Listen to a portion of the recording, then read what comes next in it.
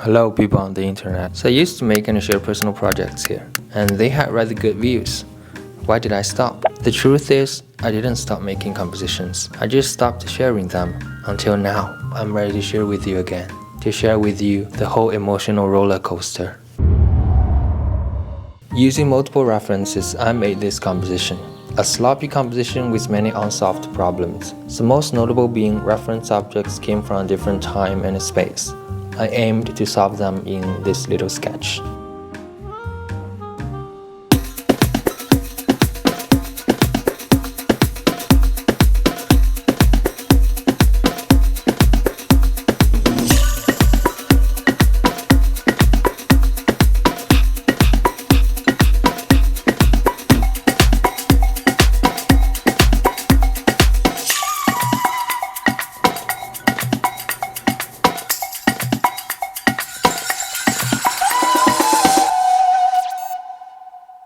I was rather content with how this sketch turned out, so I jumped straight onto a bigger canvas.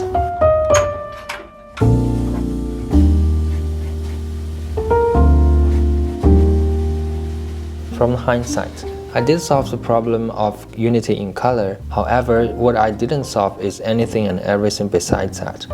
It's just lacking so many informations. The lack of information problem will unavoidably magnify as I switch to a larger canvas. So I really didn't plan well from the beginning. For sure, one can work these things out, fabricate believable details along the way.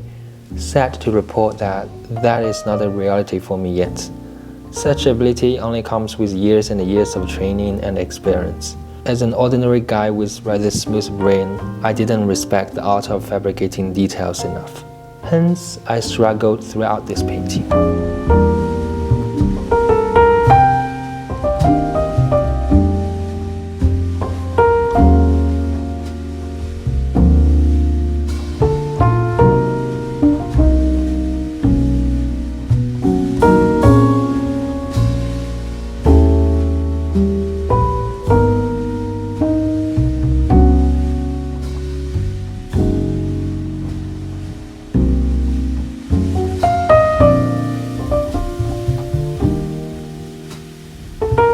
Meanwhile, I was repainting many of my old paintings. For this one, I painted it first like this years ago. I cringe so hard when I see those facial proportions.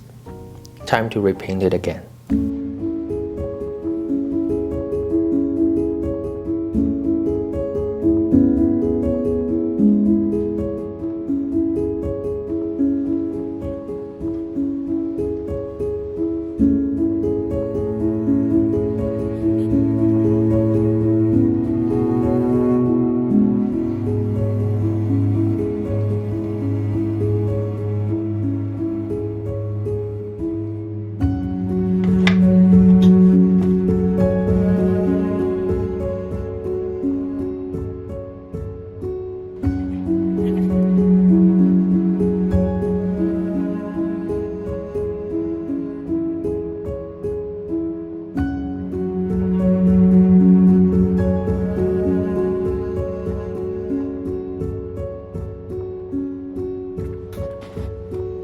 I painted the figure nude because the reference was nude.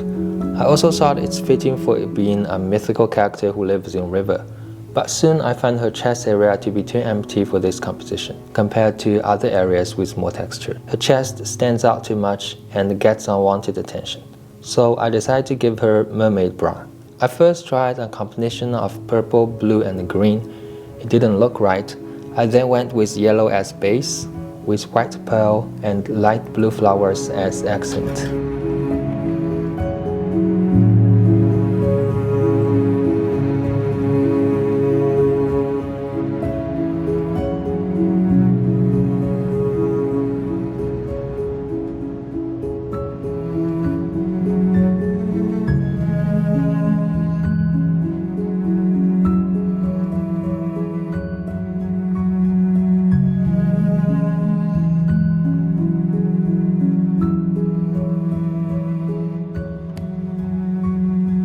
And that's for that painting.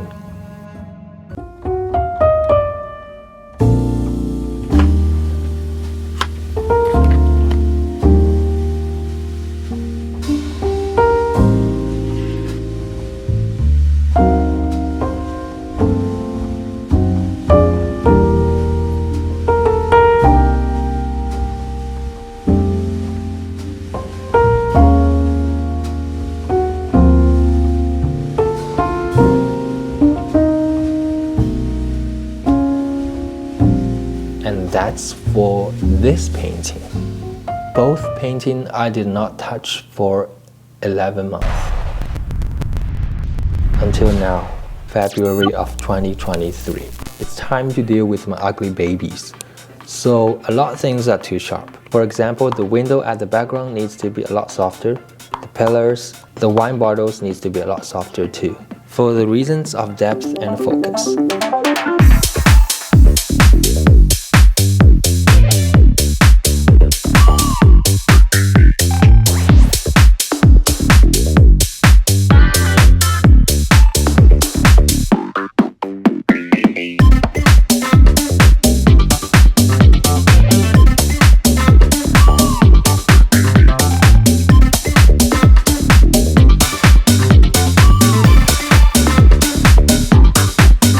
Now this painting is unfortunately going away to somewhere no light will ever lay upon it. Do you have any last words? You might have noticed on the bottom left corner, I'm making a master copy of Monet's later work. As of why this specific work? Because out of the ones I have saw in person, which allowed me to study closely, this is the one I like the most. As my peacock painting is very textured with brush strokes, I want to learn from the Impressionism master Monet how he designed his strokes. I'm thinking of you in my sleepless solitude tonight. If it's wrong to love you, then my heart just won't let me be right. 'Cause I'm drowned in you, and I won't pull through without you by my side. I'd give my all to have just one more night with you. I'd risk my life to feel your body next to mine. 'Cause I can't go on living in the memory of our song. I give my all for your love tonight. Baby, can you feel me? Imagine it, and I'm looking in your eyes. I can see you clearly, vividly emblazoned in my mind. And you're just so far, like a distant star I'm wishing on tonight.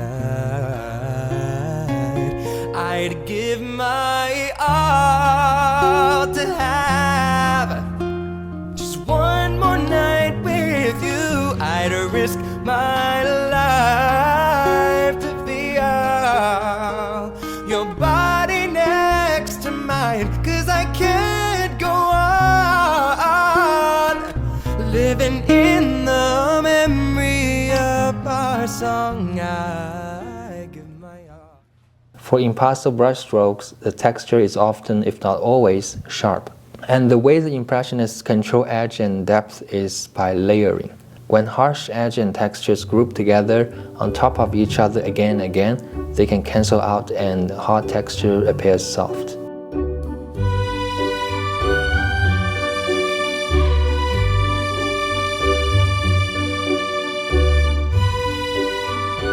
As I was learning his brush strokes, I also learned something I wasn't expecting. I developed a new appreciation towards the contrast between green and deep violet. Because my painting also has a lot of greens, I immediately started applying dark purple into my painting for my palette. I used a mixture of quinacridone magenta and French ultramarine.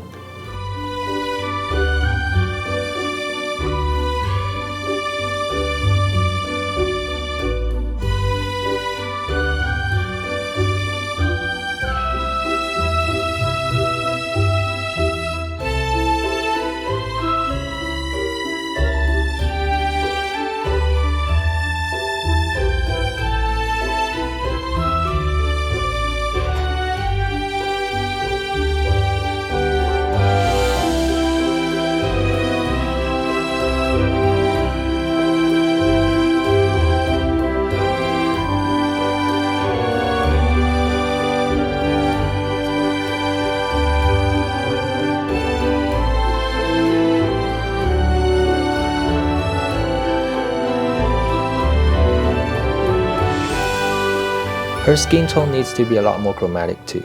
I began to see and make changes on a lot subtle things, but mainly edge quality and chroma. Together they can make or break the sense of depth in a painting. This is where it is at now. It is still not finished and is on pause again. I want to do more grass studies in this coming spring and summer so I can better invent the foreground of this painting.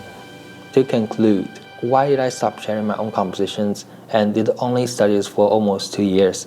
Because I stopped liking my work just days after I finished them, some even halfway. I struggled to find motivation to finish. I think, to put it simply, the image looked a lot better in my mind than it is on canvas.